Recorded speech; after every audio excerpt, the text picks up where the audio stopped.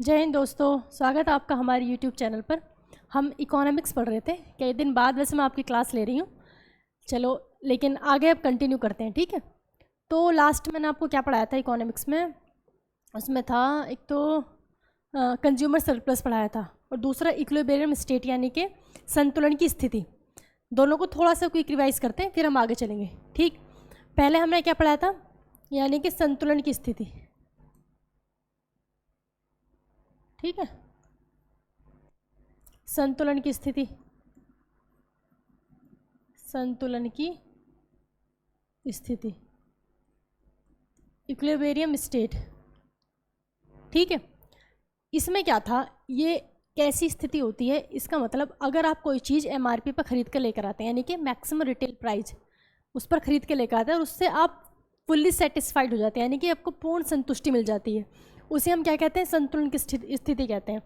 यानी कि आप कोई चीज़ एमआरपी पर ख़रीद कर लाए और इससे आपको पूर्ण संतुष्टि मिल गई, फुल सेटिस्फाइड हो गए, ठीक है। इसे हम क्या कहेंगे, संतुलन की स्थिति कहते हैं, संतुलन की स्थिति कहते हैं।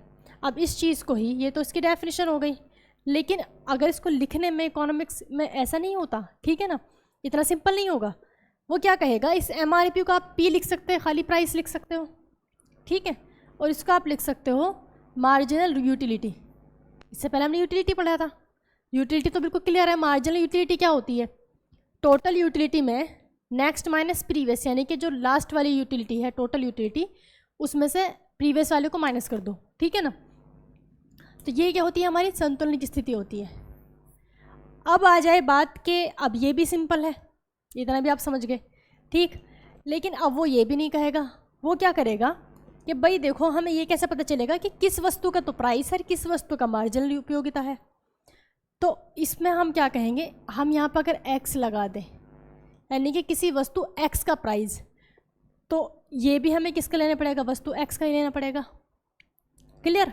ये ऐसा हो सकता है जो चीज़ बराबर होती हैं हम उसको इधर लिख लें या इधर लिख लें, बात एक ही होती है। हम ऐसा भी लिख सकते हैं MUX इक्वल्स टू PX, ठीक। इससे मैंने आपको क्वेश्चन कराया था कि एक व्यक्ति केवल वस्तु A का उपभोग करता है तो उसके संतुलन की स्थिति क्या होगी। केवल वस्तु A का उपभोग कर रहा है तो संतुलन की स्थिति क्या होगी, भाई संतुलन की स्थिति क्या है, MU इक्वल्स टू P, ये होती है। अब वस्तु A का उपभोग कर रहा है तो हम क्या करेंगे, यहाँ पे भी A लगा देंगे और यहाँ पे भी A लगा देंगे, सिंपल, ठीक, बिल्कुल सिंपल है। लेकिन जिसको नहीं पता उसके लिए तो बहुत टफ है, वो कहेगा इसमें दे क्या रखा है, केवल वस्तु A का उपभोग करता, करना क्या है इसमें, समझ नहीं आएगा, ठीक है ना। अब इससे हमने कई और भी फॉर्मूले पढ़े थे, यानी कि अगर वो कहे, मतलब कि मार्जिनल यूटिलिटी ऑफ मनी के साथ क्या फॉर्मूला होगा, MU, अगर वस्तु X लेते हैं हम तो P प्राइस भी उसी वस्तु का लेना पड़ेगा, ये बराबर होता है मार्जिनल यूटिलिटी ऑफ M, यानी कि मनी के, ठीक। अब यह है सिंगल, यानी कि एक वस्तु के लिए। अगर वस्तु दो हो तो दो वस्तु में क्या करेंगे, एक वस्तु हम x मान लेते हैं, एक वस्तु हम y मान लेते हैं, तो संतुलन की स्थिति MUX अपॉन PX, एक वस्तु के लिए। अब अगर दोनों वस्तुओं के लिए मेरी उपयोगिता बराबर है तो हम बराबर लिख देंगे इनको, MU दूसरी वस्तु क्या मानी थी हमने, y अपॉन प्राइस भी किसका, y का, ये बराबर हो जाएगा किसके, MU M के। यहाँ M ही रहेगा क्योंकि यहाँ पे क्या है, यहाँ पे मनी है, ठीक। ये फॉर्मूला हो गया। अब इस फॉर्मूले से क्या क्वेश्चन देगा, वो कहेगा कि देखो हमें इसको हटा देते हैं, इसको हटा देते हैं, ठीक है, और यहाँ पे इक्वल की जगह मैं कहूँ कि मैंने इधर ग्रेटर देन लगा दिया, ठीक। तो क्वेश्चन पूछेगा, ये वैसे तो ये बराबर में होते हैं, अब क्वेश्चन में दे दिया ग्रेटर देन, ठीक है, यानी कि MUX upon PX less than है किसके, MUY अपॉन PY के, यानी अब समझ गए। तो इसमें क्या कहता है कि आप ये बताओ कि वस्तु X को, यानी कि इनको दो वस्तु हमारे पास X और Y, इन दोनों वस्तुओं को संतुलन की स्थिति में लाने के लिए किसको बढ़ाना पड़ेगा, X को बढ़ाना पड़ेगा या Y को बढ़ाना पड़ेगा, ठीक। अब नॉर्मल आप देखो कि ये x है, ये y है, y ज़्यादा है तो x को बढ़ा दो, दोनों बराबर हो जाएंगे, बिल्कुल सिंपल। लेकिन ऐसा नहीं है। ऐसा क्यों नहीं है? क्योंकि उपयोगिता ह्रास का नियम क्या कहता है कि किसी वस्तु का उपभोग लगातार करने से उसकी उपयोगिता कम हो जाती है। यानी कि कोई भी जो वस्तु है उसका आप कंटिन्यू से कंज्यूम कर रहे हैं तो उसकी यूटिलिटी एक टाइम पे कम हो जाएगी। ठीक, इसके तो हमने बहुत सारे एग्जांपल पढ़े यूटिलिटी में। जिसने अगर यूटिलिटी का चैप्टर वाली क्लास नहीं देखी है वो ज़रूर देखना, क्योंकि आगे इससे रिलेट करके आपको सारी चीज़ें समझ आएंगी। ठीक, तो और वीडियो को लाइक शेयर कर दिया करो, ठीक है ना।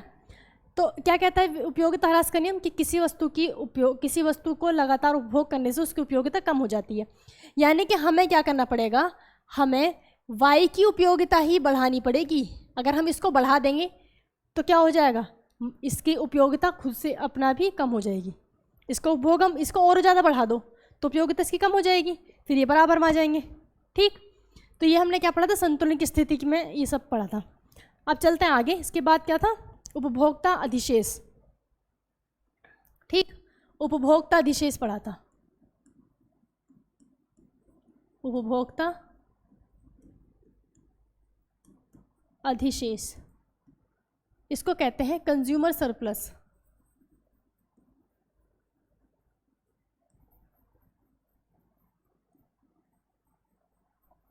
कंज्यूमर सरप्लस, ठीक है ना। कंज्यूमर सरप्लस, कंज्यूमर सरप्लस का मतलब ये है, कंज्यूमर सरप्लस का मतलब होता है कि किसी वस्तु के उपभोग के लिए दी गई अतिरिक्त राशि क्या कहलाता है, उपभोक्ता अधिशेष कहलाता है। यानी कि एक्स्ट्रा मनी जो देते हैं। अब ये होता क्यों है, जैसे आपको यानी कि किसी वस्तु के लिए किसी व्यक्ति की क्या बढ़ जाए, इच्छा बहुत ज़्यादा बढ़ जाए या फिर उपयोगिता बढ़ जाए। दो चीज़ें देखो, या तो हो जाए कि इच्छा बहुत ज़्यादा बढ़ जाए, इच्छा ज़्यादा हो, या फिर उपयोगिता ज़्यादा हो, यूटिलिटी ज़्यादा हो। इन दोनों कंडीशन में क्या हो सकता है, कंज्यूमर सरप्लस हो सकता है। आप ज़्यादा पैसे दे सकते हो। एग्जाम्पल समझो, जैसे कि आप किसी जूते की शॉप पर गए, ठीक, और आपको एक जूते देखते ही पसंद आ गए। कहता ना पहली नज़र में, तो वो पहली नज़र में समझ आ गया। लेकिन यहाँ जूतों की बात हो रही है, ठीक है ना। तो पहली नज़र में आप जो पसंद आ जाता है वो तो चाहिए किसी न किसी तरीके से। अब आप कहोगे दुकानदार से कि भाई ये वाले जूते दे दो, वो फिर दुकानदार कहता है कि नहीं ये तो बिक गए, आप कोई दूसरे पसंद कर लो। तो फिर क्या होगा, फिर तो आप कहोगे चल थोड़ा सा एक्स्ट्रा पैसे ले ले, लेकिन दे दो, थोड़ा एक्स्ट्रा पैसे ले लो। तो यानी कि आपकी जब क्या हो गई, आपकी इच्छा बढ़ गई, तो आप क्या कर सकते हो, अतिरिक्त धन, अतिरिक्त मनी, एक्स्ट्रा पैसे दे सकते हो। उसी को हम क्या कहते हैं, उपभोक्ता अधिशेष। जितना आपने एक्स्ट्रा पैसा दिया उसके ओरिजिनल वैल्यू से, वही क्या है, उपभोक्ता अधिशेष है। ठीक, सेकंड क्या हो सकता है कि उपयोगिता बढ़ जाए। यानी कि एक तरह से होता है ना कि मजबूरी वाली कंडीशन, मजबूरी। जैसे कि इसमें सारे एग्जांपल आ जाएंगे ब्लैक में, जो चीज़ें आप ब्लैक में ख़रीदते हो। जैसे गैस सिलेंडर, आपके पास कॉपी नहीं है ना गैस की, तो लेकिन उपयोगिता बहुत ज़्यादा, भाई गैस सिलेंडर के बिना काम नहीं चलेगा, तो आप एक्स्ट्रा पैसे दे के ब्लैक में मंगा लेते हो। ठीक, या फिर किसी को कहीं जाना है बहुत ज़रूरी ट्रेन से और टिकट नहीं मिल पाया, तो ब्लैक में टिकट ले लेते हैं, वो महंगा होता है, ठीक है ना। और क्या एग्जांपल हो सकते हैं, मूवी देखते हैं ब्लैक में टिकट लेकर, तो वो ओरिजिनल वैल्यू से ज़्यादा पैसे देते हैं ना, तो जितना ज़्यादा आपने दिया वो क्या है, कंज्यूमर सरप्लस है। अच्छा, कंज्यूमर क्या है, कंज्यूम करने वाला, उपभोक्ता है खरीदने वाला, उसको कंज्यूम करने वाला, उपभोग करने वाला उपभोक्ता कह सकते हैं, या कह दो कंज्यूम करने वाला कंज्यूमर। ठीक, समझ आ गया। तो उपयोगिता ज़्यादा हो जाए या इच्छा ज़्यादा हो जाए तो क्या हो सकता है, उपभोक्ता अधिशेष हो सकता है। अब इसके आप एग्जाम्पल लो, इसके क्वेश्चन। हाँ, मैंने आपको इतना तो मैं सब समझा दिया था, है ना, लास्ट में इतना सब समझा दिया था। अब इसके ऊपर आप क्वेश्चन करते हैं। देखो क्वेश्चन कहता है, अनु किसी टीवी को 37,000 में बेचने को तैयार है, 37,000 में बेचने को तैयार है। उसका मूल्य वह 50,000 अंकित करती है और ये वो उसे 42,000 में बेच देती है। यानी कि देखो ये कह रहा है, कोई अनु है, वो टीवी को तैयार है कितने बेचने के लिए, 37,000 में, 37,000 में बेचने के लिए तैयार है। ठीक, अब 37,000 में वो बेचने के लिए तैयार है, यानी कि ओरिजिनल वैल्यू उसकी 37,000 है। अब अगर वो 37,000 अंकित करेगी तो भैया मोल भाव तो करते ही हैं, 37,000 में तो खरीदेगा नहीं कोई। ठीक है, तो इसने इस पर जो अंकित किया है, इसको हम मार्क प्राइस कह सकते हैं। एमपी कितना अंकित किया है उसने, 50,000 उस पर अंकित कर दिए। अब कोई आया, उसने देखा 50,000 रेट है, चलो थोड़े बहुत तुड़वाते हैं, मोल भाव किया, तो इसने जो बेच दिया, इसको बेचा कितने में? 42,000 में, आई थिंक, हाँ 42,000 में बेच दिया, 42,000 में बेच दिया। तो उपभोक्ता अधिशेष बताओ, यानी कि कंज्यूमर सरप्लस हमें बताना है। कंज्यूमर सरप्लस कैसे निकलेगा? देखो, उपभोक्ता अधिशेष कंज्यूमर सरप्लस बिल्कुल सिंपल है। जितना उसने लिखा इससे हमारा कोई मतलब नहीं है, इससे हमारा कोई मतलब नहीं है। हमें क्या देखना है? जितने की उसकी ओरिजिनल वैल्यू है वो, और जितने में उसने बेच दिया वो। ठीक, तो ओरिजिनल वैल्यू कितने की थी? 37,000 की। सॉरी, बेचा कितने में? बेचा है 42,000 में, 42,000 में इसने बेच दिया। ओरिजिनल वैल्यू कितने की थी? 37,000 की। 42,000 में से 37,000 माइनस कर दो, कितना बचा? 5,000। ये क्या आ गया आपका? उपभोक्ता अधिशेष आ गया। ठीक है ना, बिल्कुल सिंपल बात है। बस आपको ये ध्यान रखना है कि ओरिजिनल वैल्यू उसकी कितनी है। इसको कई तरह से घुमा के कहेगा, वो फालतू की चीज़ें देगा, इतना उसने अंकित किया, इतना उसने डिस्काउंट दे दिया, है ना, इससे कोई मतलब नहीं। उसको ओरिजिनल प्राइस था कितना और कितने में उसने बेच दिया। ठीक है, उन दोनों का जो डिफरेंस होगा वही क्या होता है? उपभोक्ता अधिशेष होता है। अब और एक दूसरा क्वेश्चन देखो, वो थोड़ा आपको टफ पड़ेगा, और ऐसे ही क्वेश्चन आते हैं इसके इस टॉपिक पर। ठीक है, क्वेश्चन है, ये आया हुआ क्वेश्चन है CGL का, जो मैं आपको बताऊंगी। देखो, क्वेश्चन कहता है, कोमल एक कपड़ा खरीदना चाहती है जिसकी कीमत 5,000 रुपये है। कपड़ा खरीदना चाहती है, उसकी कीमत कितनी है? 5,000 रुपये है। दुकानदार उस कपड़े पर 20% का डिस्काउंट देता है, और कोमल उसे 7,000 रुपये में 7,000 रुपये देने के लिए तैयार है। ठीक है ना, तो उपभोक्ता अधिशेष बताओ। देखो, कपड़ा जो खरीदना चाहती है उसकी कीमत कितनी है? 5,000 है। 5,000 क्या है? कीमत है। 5,000 कीमत है। तो हम इसको क्या कह सकते हैं? इसको MRP कह सकते हैं। ठीक है ना, MRP कितना है? 5,000 रुपये है।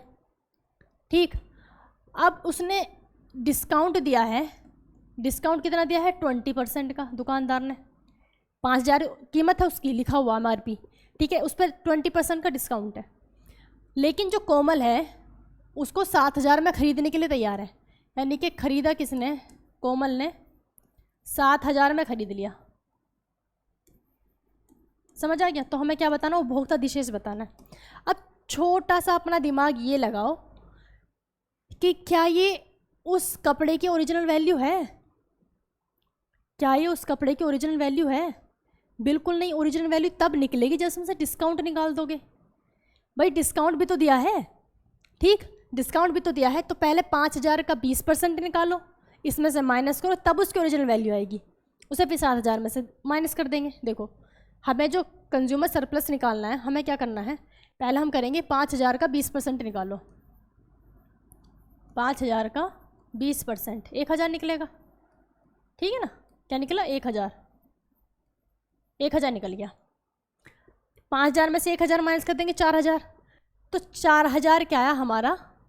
जो प्राइस आया, ओरिजिनल प्राइस कितना आया हमारा? 4,000 आया।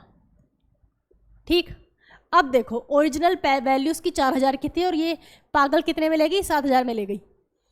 तो अब हमारा कंज्यूमर सरप्लस हमें निकालना है। तो कंज्यूमर सरप्लस क्या हो जाएगा हमारा? 7,000 में से हम 4,000 माइनस कर देंगे, तो आ जाएगा 3,000। ठीक है ना, सिंपल। इस तरह के और भी बहुत सारे क्वेश्चन आते हैं, लेकिन ये ध्यान रखना है कि डिस्काउंट को पहले माइनस करना पड़ेगा, हमें ओरिजिनल वैल्यू चाहिए उसकी। ठीक, और क्वेश्चन देखो, और मैं अपनी तरफ से देती हूँ। देखो, किसी वस्तु का MRP 25,000 है, और दुकानदार उस पर 30% का डिस्काउंट देता है। MRP कितना? 25,000। किसी वस्तु का MRP 25,000 है, 25,000 है, और दुकानदार जो डिस्काउंट देता है वो 30% का डिस्काउंट दे रहा है। लेकिन वो बिका कितने में? कितने में खरीदने के लिए तैयार है? कोई 30,000 में खरीदने के लिए तैयार है। 30,000 में खरीदने के लिए कोई उसको तैयार है। ठीक है ना, ये कह सकते हैं बिक गया 30,000 में। ठीक, अब हमें निकालना है उपभोक्ता अधिशेष। देखो, सेम वही कॉन्सेप्ट। भाई ये 25,000 का जो है ये ओरिजिनल प्राइस तो है नहीं, पहले हमें इसका डिस्काउंट माइनस करना पड़ेगा। अब 25,000 का 30% कितना होता है? 25 या 75 निकाल के दिखाऊँ आपको? वैसे तो 7,500 होगा। देखो, 25,000 का 30% ठीक, 25,000 ही तो है, 25,000 का 30%, ठीक है ना, तो 25 या 75, ये हो गया 7,500, ठीक है ना। अब 7,500 हमें माइनस करना है किस में से, 25,000 में से, 25,000 में से 7,500 माइनस कर दो, ठीक है ना, ये बचा 17,500, ठीक है। तो ओरिजिनल वैल्यू उसकी कितनी थी, 17,500 थी, हमारा क्या निकल गया, प्राइस निकल गया, ये हमारा क्या निकल गया, प्राइस निकल गया, सही माइनस क्या ना, 17,500, 17,300, हाँ ठीक है, ठीक है ना। अब हमें क्या निकालना है, कंज्यूमर सरप्लस। अब हमें ओरिजिनल वैल्यू निकल गई, अब सीधे सीधे माइनस कर देना है। कंज्यूमर सरप्लस के लिए हमें क्या करना पड़ेगा, इसमें से इसको हटा दो, 30,000 में से, है ना, 17,500 घटाना है, 17,500 माइनस करना है, 5, 2, 1, तो 12,500 क्या दे दिया उसने, एक्स्ट्रा देकर आ गया, समझ आ गया, 12,500 क्या देकर आ गया, एक्स्ट्रा देकर आ गया, क्लियर है। तो ये था हमारा कंज्यूमर सरप्लस। ऐसे और भी क्वेश्चंस आते हैं, जैसे अपनी तरफ से हम कुछ भी लिख सकते हैं, ये क्या हो गया,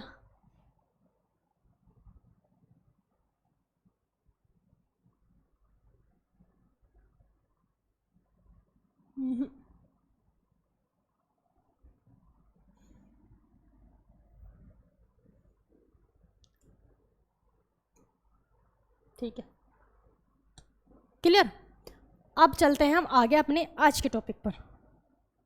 देखो आज का हमारा टॉपिक है सीमांत राजस्व। सीमांत राजस्व यानी कि मार्जिनल रिवेन्यू। सीमांत राजस्व, मार्जिनल रिवेन्यू,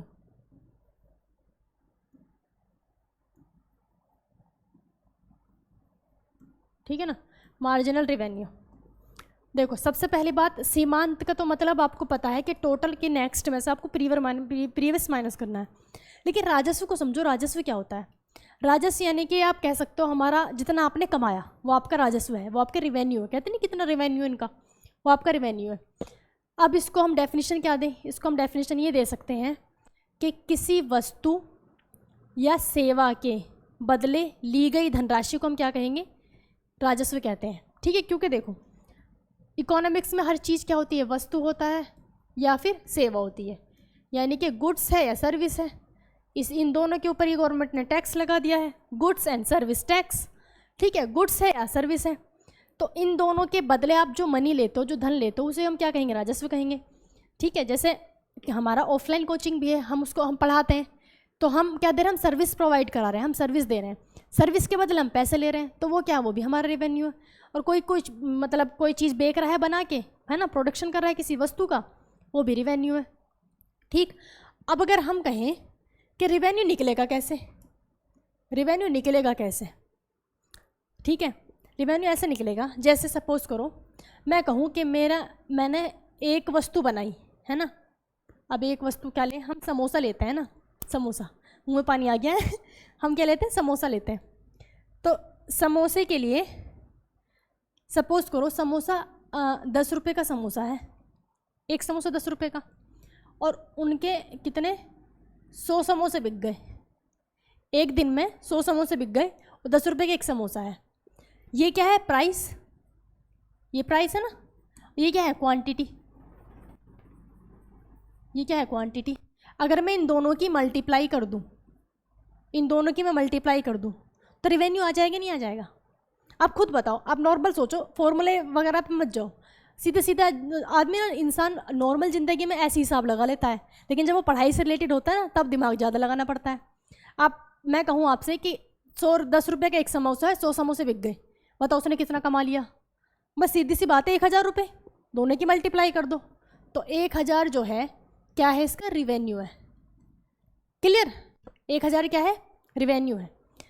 अब अगर मैं कहूँ कि एक दिन में उसने 1,000 कमाया, ठीक, अगले दिन उसने क्या किया, अगले दिन उसने उसके 150 समोसे बिक गए, कितने बिक गए, 150 बिक गए, तो अगले दिन उसने कितना कमा लिया, इन दोनों की मल्टीप्लाई कर देंगे अब हम, तो 1,500 कमा लिया, है ना। ये R1 कह सकते हैं, इसको R2 कह सकते हैं, ठीक, 1,500 कमा लिया।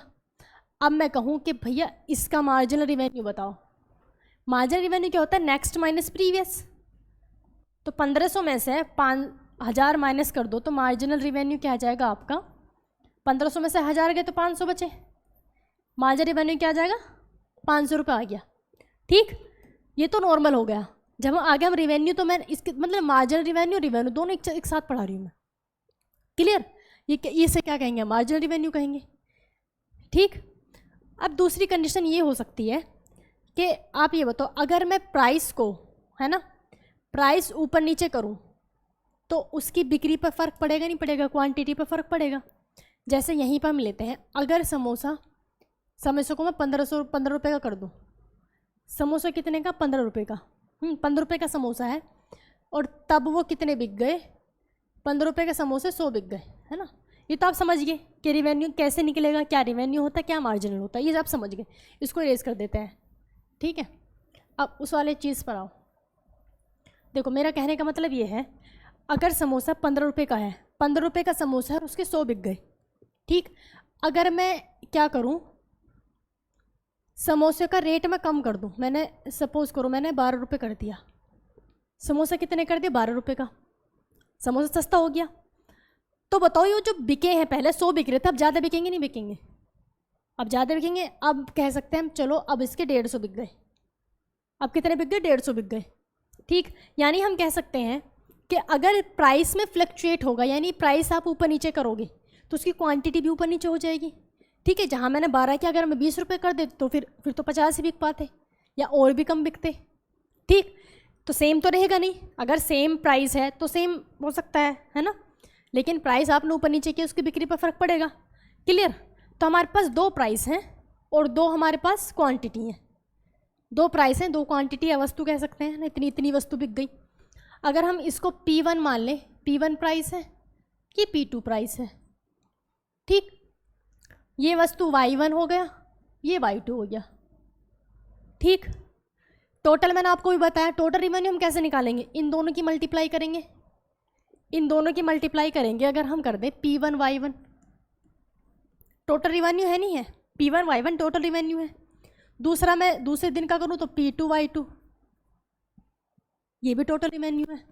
ठीक, अब मार्जिनल कैसे निकलता है? Next minus previous. अगर P2 Y2 में से P1 Y1 में माइनस कर दूं, देखो P2 Y2 में से माइनस कर दूं मैं P1 Y1, तो मार्जिनल रिवेन्यू निकल जाएगा। यही मार्जिनल रिवेन्यू का फॉर्मूला है, इस पर क्वेश्चन आते हैं। क्लियर?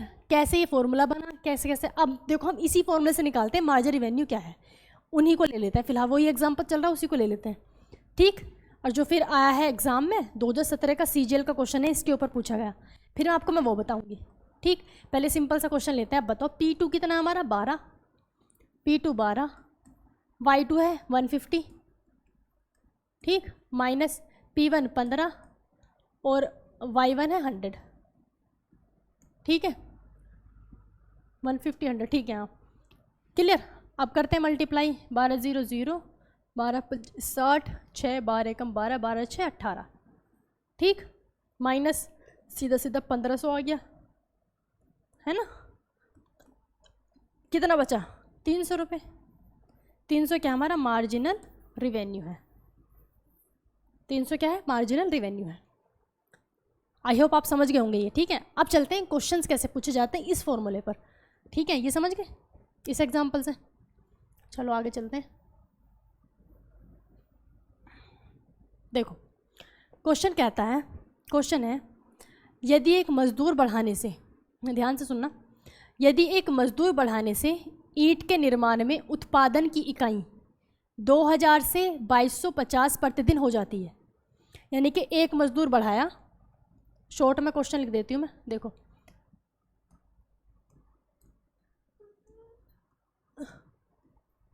एक मजदूर के बढ़ाने से ईंट के उत्पादन की इकाई, यानी कि ईंट उत्पादन की इकाई यानी कि यूनिट, कितनी सारी ईंट बन रही है, ईंट के उत्पादन की इकाई 2000 से बढ़कर 2250 पर डे हो जाती हैं। ठीक, प्रतिदिन हो जाती हैं, लेकिन ईंट निर्माता को प्रतिदिन 15 रुपये से 14 रुपये पर ईंट करनी पड़ती है। प्राइस कितना करना पड़ता है उसको? 15 रुपये से ₹14 ईंट करनी पड़ती है। यानी कि हम कह सकते हैं जब ₹15 की एक ईंट थी तो 2000 बिक गई, जब ₹14 की एक ईंट थी तो 2250 बिक गई। ठीक, अब कहता है ये, तो बताएं उस मजदूर का सीमांत राजस्व कितना है। मार्जिनल रिवेन्यू बताना हमें। अब सिंपल सी आपको साफ साफ दिख रहा है, क्या दिख रहा है साफ साफ, कि ये क्या है, पहला प्राइस है ये P1 है, ये P2 है, दूसरा प्राइस है ना, ये Y1 है, ये Y2 है।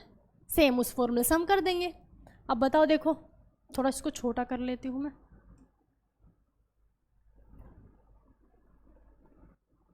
देखो क्या हो जाएगा, P2Y2, यानी कि P2Y2 कितना है, P2 कितना हमारा 14, Y2 कितना है 2250। ठीक, माइनस करना है P1 Y1, P1 15 है, Y1 2000 है। ठीक, करते हैं कैलकुलेशन। भाई कैलकुलेशन में गड़बड़ हो सकती है हमसे। देखो 1400, 14 पंजे 70, 0 7, 14 दूनी 28, 28 से 7 25, 5 आ गया है ना, 2, 14 दूनी 28 और 2 30। गड़बड़ करती क्या, 14 पंजे 70, 0 7, 14 दूनी 28, 28 और 5 25 तो होंगे, 2 14 28, 28 से 2 30, 2250 दे रखा है ना, 2250। कुछ ना कुछ गड़बड़ है, 31,500 था यहाँ पे, क्योंकि फिर से कहते हैं, अरे ऐसा कर लें चलो बच्चों की तरह, 14 28 28 और 5 28 29 30 31।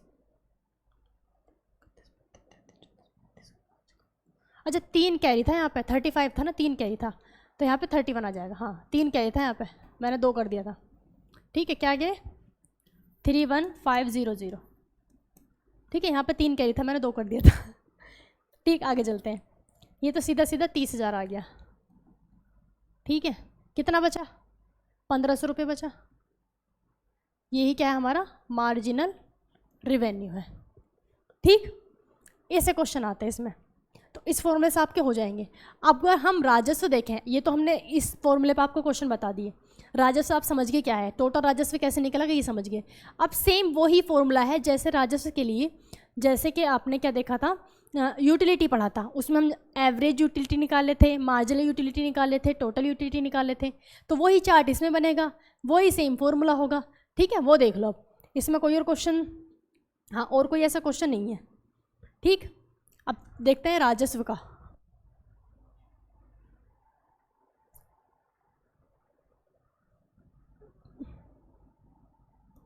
देखो राजस्व को हम कहते हैं आगम, आगम कह सकते हैं, संप्राप्ति कह सकते हैं,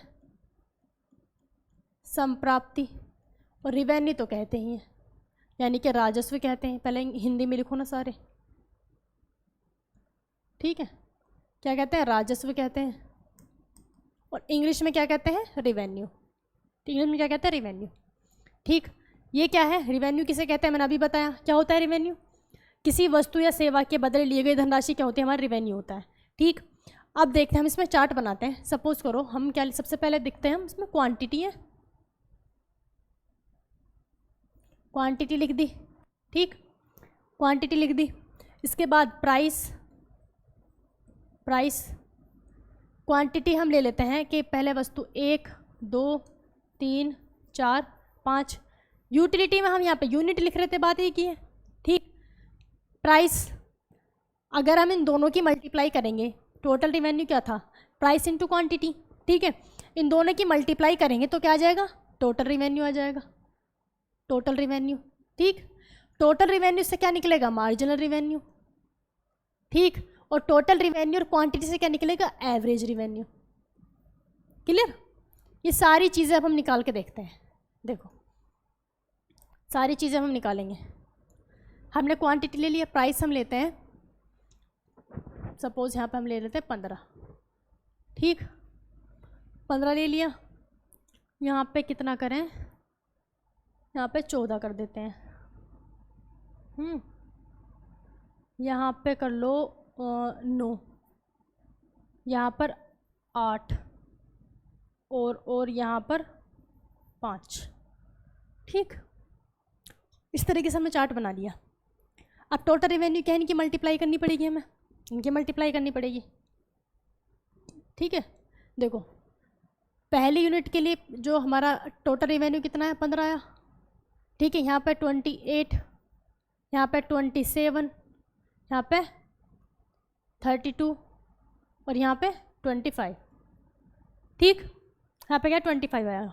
अब आप ये देखो, जितना हम क्या कर रहे हैं, जितना हम प्राइस कम करते जा रहे हैं, जितना हम प्राइस कम करते जा रहे हैं, हमारा रिवेन्यू बढ़ता जा रहा है। 15, 28, यहाँ पे कम हो गया। यहाँ पे कैसे कम, मैंने ज़्यादा कम कर लिया क्या? 15 से यहाँ पे मैं 12 कर सकती हूँ, 24, यहाँ पे 12 कर लेते हैं। चलो ठीक है, यहाँ पे 12, वैसे भी 14 से एकदम 9 तो कोई करेगा नहीं, यहाँ पे 12 कर लेते हैं। 12, यहाँ 36 आ जाएगा, फिर यहाँ आ जाएगा 36। ठीक है, क्लियर। जैसे जैसे हम प्राइस कम कर रहे हैं, जैसे जैसे हम प्राइस कम कर रहे हैं, हमारा टोटल रिवेन्यू बढ़ता जा रहा है। 15, 28, 36, फिर लेकिन यहाँ पे क्या हुआ, यहाँ पे कम हो गया, 32 से 25 आ गया। यानी कि हम कह सकते हैं कि प्राइस को आप एक स्टेज पर जाकर प्राइस को सस्टेन कर देना चाहिए। ऐसे नहीं कि लगातार प्राइस बढ़ाते कम करते जा रहे हैं। अगर लगातार प्राइस कम करते चले जाओगे तो आपका रिवेन्यू कम हो जाएगा, भाई थोड़ा बहुत तो चल जाएगा, इस बिक्री ज़्यादा हो जाए इस वजह से कर देते हैं। ठीक है ना, ऐसा होता नहीं, किसी दुकान पे 1 रुपया भी सस्ता मिलता है तो वहाँ पे भीड़ लगी रहती है, उसकी कमाई बहुत होती है, ज़्यादा फ़र्क नहीं पड़ता, उसकी चीज़ें उतनी ज़्यादा बिक जाती हैं फिर। ठीक है, लेकिन वो इतना ज़्यादा कम कर दें तो फिर तो हमारा रिवेन्यू कम हो जाएगा। ये बात आप समझ गए। ठीक, अब मार्जिनल देखो, मार्जिनल कैसे निकलेगा। मार्जिनल क्या करना होता है, नेक्स्ट माइनस प्रीवियस। अब इसके ऊपर तो प्रीवियस कोई है नहीं। ठीक, यूटिलिटी में भी मैंने आपको बताया था कि जो फर्स्ट यूनिट होती है उसके लिए टोटल रिवेन्यू और मार्जिनल रिवेन्यू बराबर होता है, ये क्वेश्चन पूछा गया था। ठीक, तो मार्जिनल रिवेन्यू क्या हो जाएगा हमारा, 15 हो जाएगा। यहाँ तो यहाँ माइनस करो, 28 में से 15 माइनस करोगे तो क्या आएगा, 8 और 5 13, है ना, 13 आ जाएगा। ठीक, 36 में से 28 माइनस करो, 36 में से 28 कितना आ जाएगा, 8 आ जाएगा। ठीक, अब 32 में से 36 माइनस करेंगे तो माइनस हो जाएगा, है ना, तो क्या आएगा, माइनस के 4। ठीक, 25 में से 32 माइनस करेंगे तो यानी कि 5, ये माइनस के 7 आ गया। ठीक, -7 आ गया। तो ये तो पता है ना कि नेक्स्ट अगर दूसरा हम 25 में से 32 माइनस करेंगे तो माइनस में आ जाएगा ना आंसर। क्लियर। तो अब ये देखो, अब ये तो निकल गया हमारा क्या, ये निकला हमारा मार्जिनल। अब देखते हैं एवरेज। एवरेज में कुछ नहीं करना होता, सिर्फ जो टोटल रिवेन्यू को भाग देना होता है क्वांटिटी से, या यहाँ पे यूनिट है क्वांटिटी जो भी है, टोटल रिवेन्यू को भाग किससे देना है, क्वांटिटी से। देखो 15 में 1 का भाग देंगे 15 ही आएगा। ठीक, फिर 28 में 2 का भाग दोगे 14 आएगा। 36 में 3 का भाग दोगे तो 3 एकम 3, 3 दूनी 6, 12 आएगा। 32 में 4 का भाग दोगे, 4 अट्ठे 32, 8 आएगा। 25 में 5 का भाग दोगे तो क्या आएगा, 5 आएगा। ठीक, अब आपको दिख रहा होगा कि जो प्राइस की लाइन है ये और एवरेज रिवेन्यू की लाइन क्या है, सेम है। यानी कि हम कह सकते हैं कि प्राइस डायरेक्टली प्रोपोर्शनल होता है किसके, एवरेज रिवेन्यू के, यानी कि एवरेज के। यहाँ यूटिलिटी होती है तो एवरेज यूटिलिटी के। ठीक है, प्रोडक्शन होता तो एवरेज प्रोडक्शन के। आगे प्रोडक्शन भी पढ़ेंगे, उसमें भी सेम फॉर्मूला, सेम तरीका, कुछ चेंज नहीं है। अब फिर मैंने आपको यूटिलिटी में फॉर्मूला बताया था कि total utility equals to summation of marginal utility. बिल्कुल सेम इसमें क्या हो जाएगा, total revenue equals to summation of marginal revenue. ठीक है, ये क्या है, टोटल रिवेन्यू निकालने का तरीका है। अब इसको हम चेक करते हैं, सही है ये गलत है, चेक करो उसको। देखो हम अगर टोटल रिवेन्यू हमारा 28 है, 28 के सामने मार्जिनल रिवेन्यू देखते हैं 13 है, तो इससे ऊपर वाले जितने हैं सबको प्लस कर दो। 15 और 13 कितने हो गए, 28 आ गया। हम देखते हैं, चलो हम 32 से जाते हैं। 32 से सामने मार्जिनल रिवेन्यू -4 है, तो इसके ऊपर वाले सारे प्लस कर देने हैं। समीशन का मतलब ये होता है। अब प्लस करो, यहाँ तक 28 था, 28 और 8 कितने हो गए, 36। 36 में से 4 माइनस कर दोगे 32। क्लियर, ये है इसका फॉर्मूला। अब ये जो हम राजस्व पढ़ रहे हैं यानी कि संप्राप्ति, तो रिवेन्यू मॉडल के क्या होते हैं, 4 क्वाड्रेंट होते हैं। एक बार वो देख लो, वो 4 कंडीशंस हो सकती हैं मार्केट की, है ना, पूर्ण प्रतियोगिता इन समय मार्केट की 4 कंडीशंस हो सकती हैं, ऐसे समझ लो। ठीक, तो 4 क्वाड्रेंट क्या है, देखो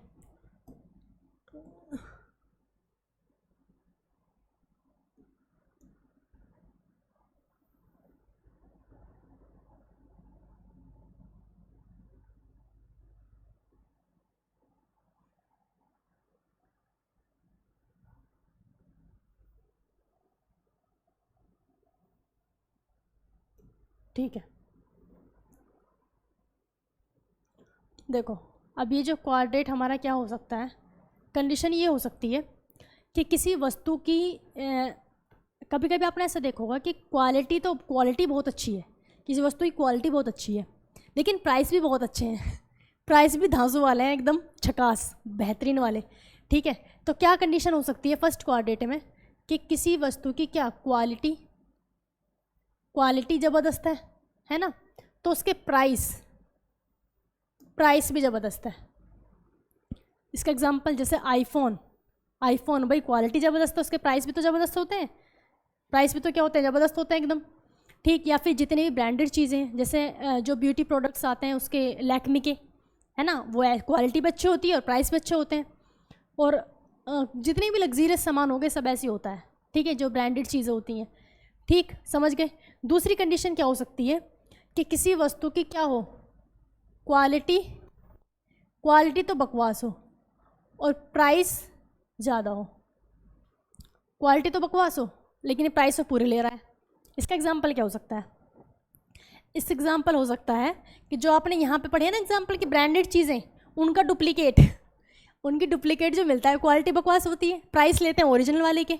जैसे आपने देखा होगा बिस्लरी की बोतल, जो बिस्लरी वाटर की होती है, उस पर बिस्लरी मतलब स्पेलिंग में कुछ ना कुछ मिस्टेक होगा, आपको ध्यान से एकदम देखने में समझ नहीं आएगा। ठीक, और वैसे भी वो बस में ट्रेन में बिकती है तो जल्दी होती है, सबको जल्दी से ख़रीद लेते हैं, तो प्राइस तो लिए उसने ओरिजिनल बिस्लरी के, लेकिन अब था वो नकली। ऐसे बहुत सारे एग्जाम्पल्स। आपने एडिडास देखा होगा, एडिडास जो ब्रांड है, एडिडास को एडिबास लिखा होता है, एकदम से देखोगे पता नहीं चलेगा और ख़रीद लेते हैं। ठीक, तो यानी कि जो नकली चीज़ें होती हैं जो ट्रेन वगैरह पे मिलती हैं, है ना, रास्ते में, तो उनकी क्वालिटी बेकार होती है, प्राइस वो पूरा लेते हैं। या मेले में चीज़ें होती हैं, देखो मेले में भी ऐसे होता है, क्वालिटी तो बेकार देंगे वो, लेकिन कितनी महंगी चीज़ें मिलती हैं किसी मेले में। ठीक, दूसरी कंडीशन क्या हो सकती है, क्वालिटी बकवास हो, क्वालिटी बेकार हो, लेकिन प्राइस भी बेचारा कम ही ले रहा है। क्वालिटी बेकार है तो प्राइस भी नहीं ले रहा वो आपसे। ठीक, तो ये दोनों अच्छे हैं ना भाई, क्वालिटी अच्छी प्राइस पैसे भी अच्छे, और क्वालिटी कम तो पैसे भी कम, ये दोनों सही है, ये बेकार है। ठीक है ना, तो क्वालिटी कम और पैसे भी कम, ऐसा क्या हो सकता है, चाइनीज़ सामान, भाई चाइनीज़ सामान ऐसे ही होता है, उनके चाइनीज़ फ़ोन नहीं आते, कितने सस्ते होते हैं, उनमें फीचर्स ऐसे दिखाएंगे भैया, बिल्कुल इतनी GB मेमोरी, इतने पिक्सल का कैमरा, काम का कुछ नहीं होता वो। ठीक है ना, चलता ही बहुत कम है, ऐसे टूट जाएगा, उसके एक बार डिस्प्ले गिरी है, डिस्प्ले ख़त्म। ठीक है ना, तो चाइनीज़ सामान ऐसे ही होता है, क्वालिटी बकवास देंगे, प्राइस भी कम होगा। ये और भी एग्जाम्पल हो सकते हैं। और दूसरी कंडीशन क्या हो सकती है,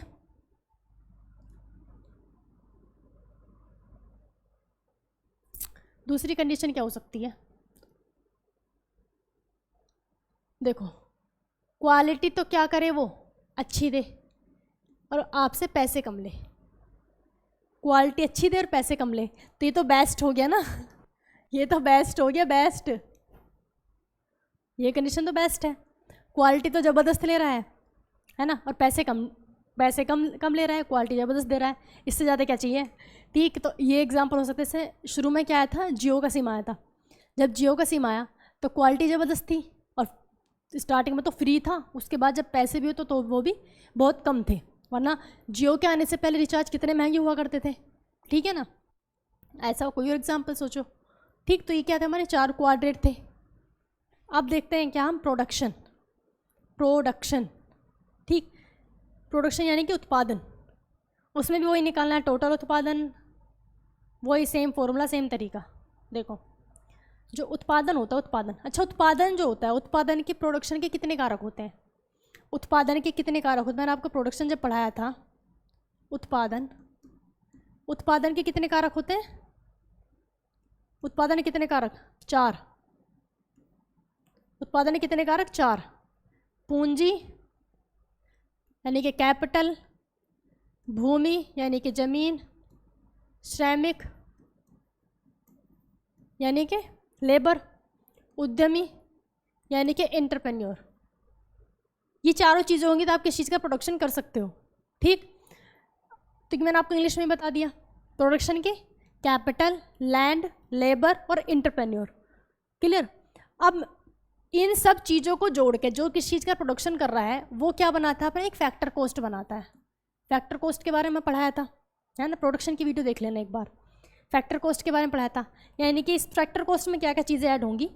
जो पूंजी है यानी कि जो कैपिटल इन्वेस्ट है उसका ब्याज वो लगाएगा। अगर ज़मीन है वो किराए पे है तो उसका किराया इसमें ऐड करेगा। लेबर को जितना खर्चा हुआ लेबर के ऊपर वो लगाएगा। और जो उद्यमी होगा यानी कि एंटरप्रेन्योर, जो मास्टरमाइंड है पूरे प्रोडक्शन का, वो अपना प्रॉफिट जोड़ेगा। इन चारों चीज़ों को जोड़ के क्या बनता है? फैक्टर कॉस्ट बनता है। क्या बनता है? इन चारों चीज़ों को जोड़कर फैक्टर कॉस्ट। ठीक, अब फैक्टर कॉस्ट के ऊपर फैक्टर कॉस्ट पर आपको कोई चीज़ नहीं मिलती क्योंकि हमारी गवर्नमेंट क्या कहती है? गवर्नमेंट इसके ऊपर लगा देगी टैक्स। टैक्स लगाकर महंगा कर देगी या सब्सिडी लगाकर सस्ता कर देगी। तो सब्सिडी तो बहुत कम चीज़ों पर मिलती है, ठीक, लेकिन टैक्स सभी पे होता है। तो जिस टैक्स लगाने के बाद जो प्राइस आया उसको आप क्या कहते हो? एमआरपी। एमआरपी, ठीक है, मैक्सिमम रिटेल प्राइस, एमआरपी। तो ये आप समझ गए कि प्रोडक्शन जो है, अब प्रोडक्शन के जैसे आपने एक मशीन लगाई, एक मशीन आपने लगाई तो सपोज करो एक मशीन लगाने पर, है ना, 200 का प्रोडक्शन हो रहा था। एक मशीन लगाने पर 200 का प्रोडक्शन हो रहा था। अगर एक और मशीन बढ़ा दो, 2 मशीन बढ़कर दो, तो प्रोडक्शन बढ़ेगा घटेगा? बिल्कुल, यानी कि कंपलसरी या कह सकते हैं ऑब्वियस सी बात है, प्रोडक्शन बढ़ेगा ही बढ़ेगा। ठीक है, बढ़ेगा ही बढ़ेगा। तो अब कितने का हो गया? 220 का। इसको आप मशीन भी कह सकते हो, आप लेबर भी कह सकते हो कि एक मजदूर बढ़ा दिया, 2 मजदूर बढ़ा दिए। ठीक है, तो ये है कि अगर आप इसमें आप क्वांटिटी बढ़ा रहे हो मशीनों की या फिर लेबर की, तो प्रोडक्शन कंपलसरी बढ़ना ही बढ़ना है। अभी जो आपने किसमें पढ़ा था, जो हम क्या अभी जो राजस्व पढ़े थे, रेवेन्यू, उसमें ऐसा नहीं था। उसमें आप जितनी क्वांटिटी तो बढ़ रही थी, लेकिन अगर आप क्या कर रहे थे, प्राइस आप कम कर रहे थे, तो उसमें आगे पीछे हो रहा था, है ना, कम ज़्यादा हो रहा था, फिर ज़्यादा हो रहा था। इसमें ऐसा नहीं होगा, इसमें कंटिन्यू बढ़ेगा ही बढ़ेगा। ठीक, प्रोडक्शन में ऐसे ही होता है। तो प्रोडक्शन देख लेते हैं क्या क्या होता है।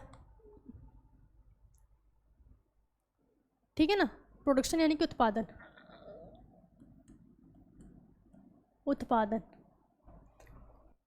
अब उत्पादन आप पहले भी पढ़ चुके हो, लेकिन यहाँ पे हम देख रहे हैं फॉर्मूले के हिसाब से।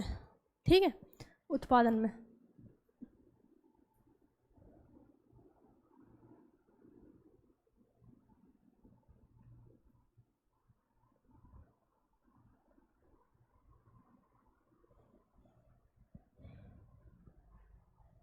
देखो, यहाँ पे मैं लिखूँ, अगर मैं क्या लिख सकती हूँ, यहाँ पे क्वांटिटी लिख सकती हूँ, क्वांटिटी। ठीक है, क्वांटिटी के साथ ये मैं इसको डायरेक्टली मशीन कह दूँ तो समझने में ईजी होगा, या हम इसको लेबर कह सकते हैं। ठीक है ना, क्या कह सकते हैं? लेबर कह सकते हैं। तो क्वांटिटी तो वो हो गई जिसमें वो बना, यानी कि जितना उनका प्रोडक्शन किया, क्वांटिटी वो हो गई ना। ये क्या किया मैंने?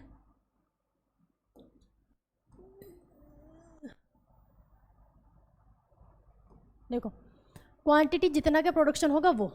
अब यहाँ पे जो यूनिट है, यूनिट को मैं क्या लिखूँ? यूनिट को मैं लेबर लिख सकती हूँ, मैं मशीन कह सकती हूँ। तो सपोज मैं ये लेबर मान लो इसको, या इसको मशीन मान लो, या इसको मशीन मान लो। ठीक है ना, अब ये हो गया हमारी क्वांटिटी की कितने चीज़ों का प्रोडक्शन हुआ। ठीक, अब वही सेम इन दोनों की आप क्या कर दोगे? मल्टीप्लाई कर दोगे। इन दोनों की मल्टीप्लाई कर दोगे तो क्या आएगा? टोटल आ जाएगा। तो यहाँ पे टोटल प्रोडक्शन, टोटल प्रोडक्शन आपके पास होगा तो आप मार्जिनल भी निकालोगे, मार्जिनल प्रोडक्शन। ये और ये साथ में है तो आप क्या निकालोगे? Average production.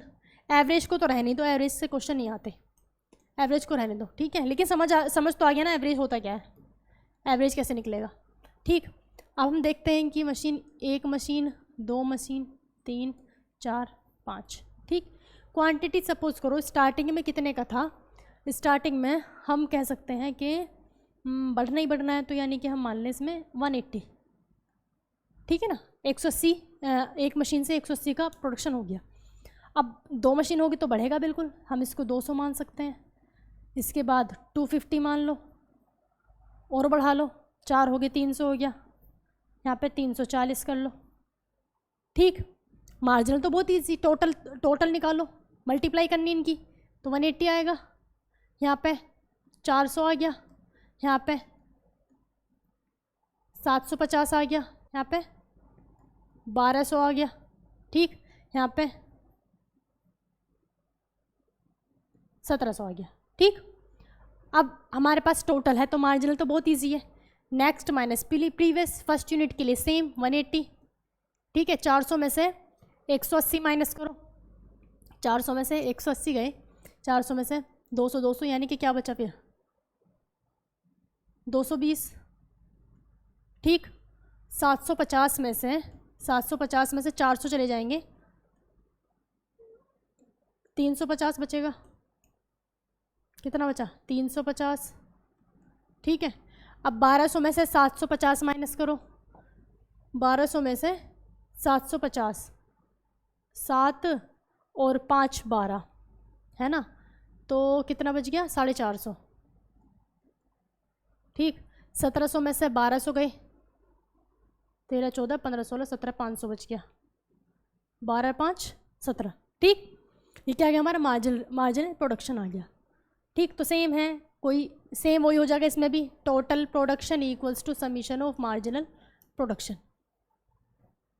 ठीक है, अब इससे नेक्स्ट क्लास कल होगी और आज से मैं अब कल से मैं आपकी पॉलिटी भी स्टार्ट कर दूँगी। ठीक है, जो बच्चे इंटरेस्टेड हो तो टाइम पे 11 बजे क्लास होगी, वो ज़रूर क्लास लेना।